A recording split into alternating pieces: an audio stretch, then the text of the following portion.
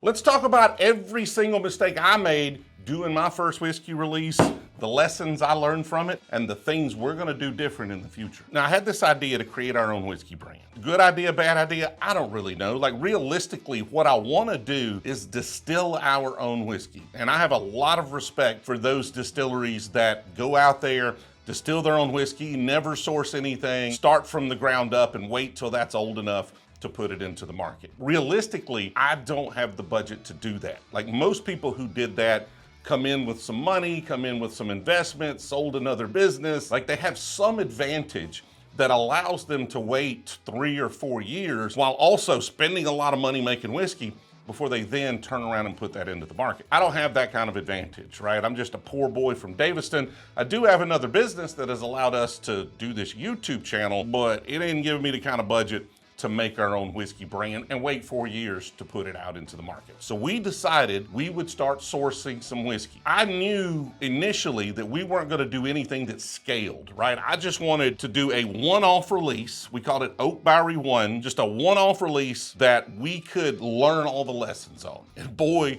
did we learn some freaking lessons. I'll talk about kind of what we were trying to do here, how we went about this blend, and as we go through that, I'll tell you all of the mistakes that we actually made while doing it. So first off, what we wanted to do here is source barrels from our favorite craft distilleries, blend those together into something unique and interesting that was kind of a celebration of those distilleries. Like, really put out something that is craft forward, non-Kentucky distillate, you know, a celebration of those brands, but something that they couldn't produce themselves because it contained, you know, whiskey from quite a few distilleries. And we started reaching out to those distilleries and quickly found mistake number one. And mistake number one is when you are trying to source barrels of whiskey, make sure you're sourcing them from somebody who's used to selling barrels of whiskey. Because most of these distilleries didn't sell on the wholesale market, right? Every barrel they ever sold, they bottled up and they sold it as a bottle. And so with them not having any experience in the secondary market, or the wholesale market, excuse me, they didn't know how to price the barrels and they didn't understand the wholesale value of them. Say I went to get MGP, which a lot of people do. If I wanted 4-year-old MGP,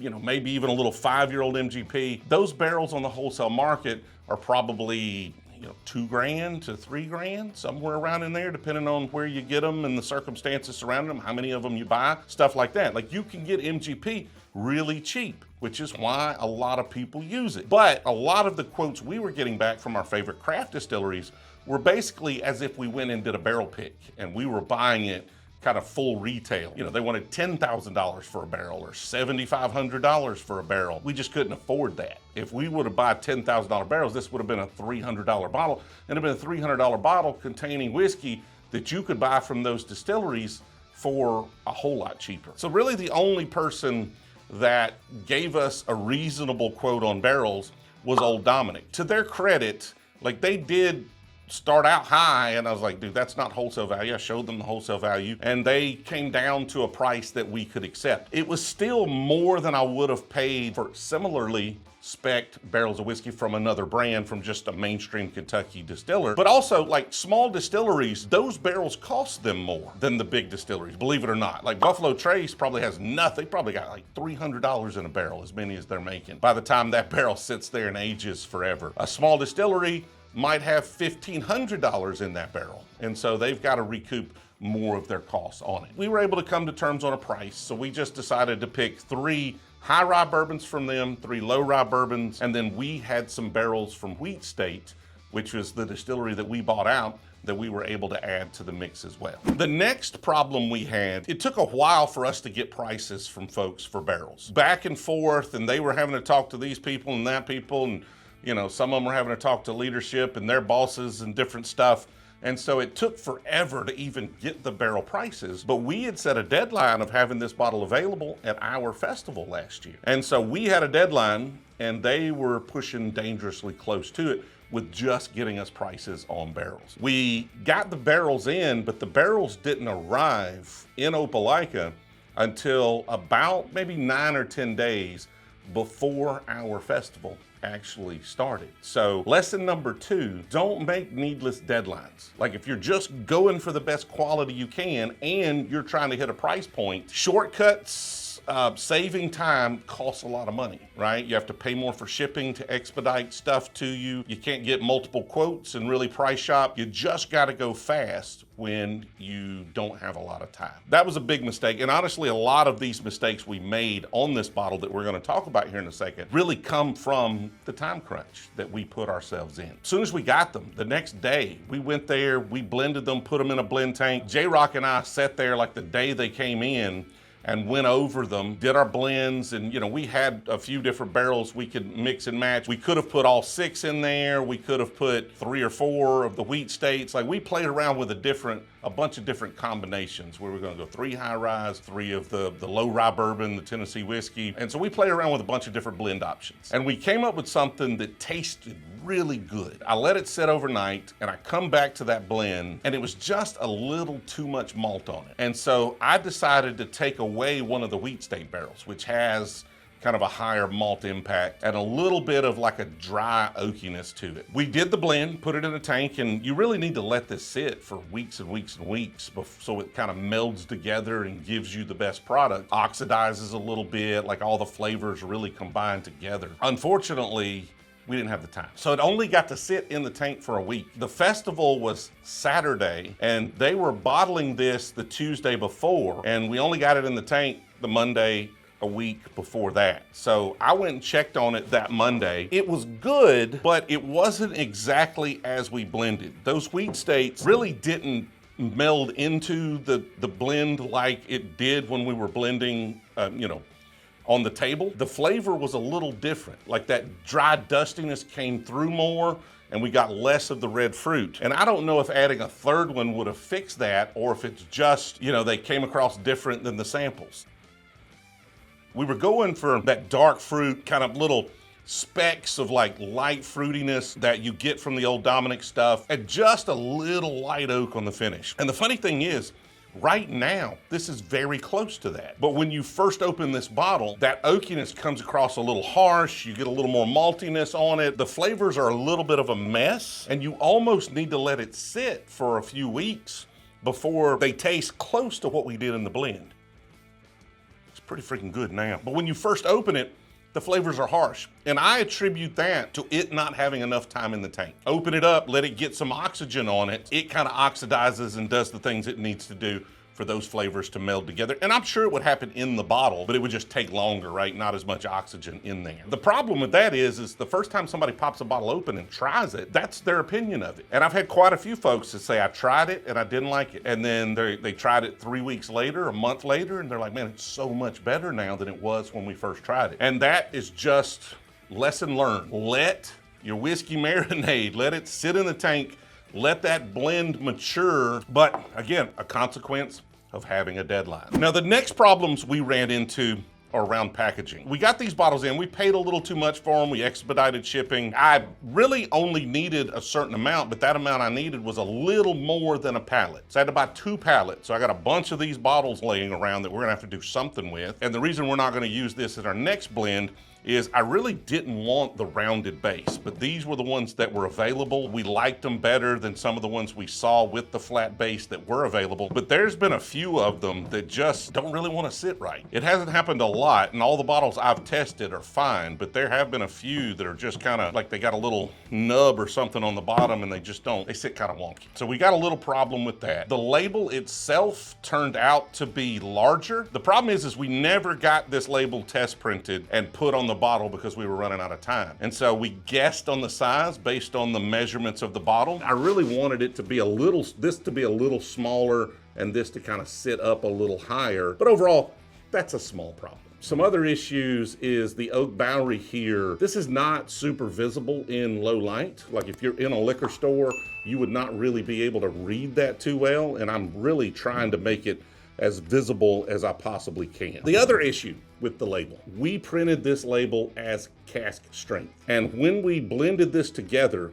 and we tried it that Monday, it just didn't taste like the blend like it does now. But I put a little water in it and it opened it up and the blend was so much better. If we had had the option, we would have proofed this down. But the label says that it's cask strength, no way to proof it down. The proof is like handwritten on here. It says that it's cask strength, and there was just nothing we could do to change that proof to get it right. So honestly, I would have these labels, I would have them proofed, I would have everything tested, I would have that blend done and make sure I've got that at the proof I want it before I go print the label, especially if you're just doing a one-off limited time. Make sure you have your proof set. I really think now looking back though, just putting it in the tank for longer would have solved that problem and we still would have put it out at cask strength. I want to drop a little water in this to try. And this is just good old Kentucky limestone filtered water right here, which too fancy, but that's what I had in the studio.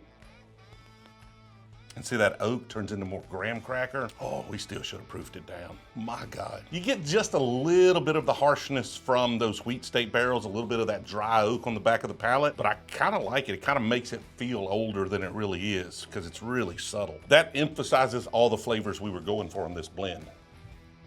The next big mistake and lessons that we had to learn is around pricing and distribution. We worked with a small producer to help us produce this, and they did a great job. But the problem is with a small producer, they're not really designed for this kind of work. They're designed to make and bottle their own stuff. They don't have a lot of economy of scale themselves, especially not when it comes to doing this type of thing. And so their costs to do it are a lot higher than somebody that does this kind of co-packing for a living, basically, that's designed to do this kind of stuff. Even though our cost already on the whiskey was a lot higher, our costs on the bottles were higher because we had to buy almost twice as many as we needed, and we had to rush ship them to us. Our costs on the label were pretty high because we had to rush through and do those, and they turned out a little bigger than we wanted. And then our costs to bottle these were a lot higher as well because we're working with somebody that's not really designed for this kind of work. Now, the problem you're gonna have is if you're doing a one-off thing, a large co-packer may not wanna take that on, right? They may not even want that work. That may be too small for them. And so you might have to work with somebody that's not exactly designed to be super efficient in doing that. Lesson learned, but when you're doing a one-off thing like this, you may not have any other options. And the next problem is distribution. The folks we worked with didn't have distribution into Texas. And so that took many months to get that situated, and we were on their timetable. It's not their business. This is a small thing for them. They'd like to get it out of their warehouse, but like realistically, they're busy running their own business, not trying to get this to Texas. So it took a little while to get that out there. Make sure you're working with somebody that's designed to do this type of work, if at all possible. That'll save you with your distribution and your cost to actually produce something like this. And that brings us to the overall price. Like, the problem is this turned out to be a $100 bottle of whiskey. And I sold it at that and made nothing, which is absurd, right? If I would have tried to have made a reasonable margin on this, like most distilleries would have, then taxes go up, the distribution fees go up, the margin doesn't go up, but the retail number goes up by a percentage. We're gonna try to charge an amount that makes it reasonable for us. This turns into a $200 bottle by the time it actually hits store shelves. So we just decided to not make much of anything, if anything. We might make money if we use the bottles, the empty bottles. If we actually use the empty bottles, that might be our profit, is the money we save on the empty bottles. But we did it for the lessons, right? To learn these lessons. So at $100, is this a $100 bottle of whiskey?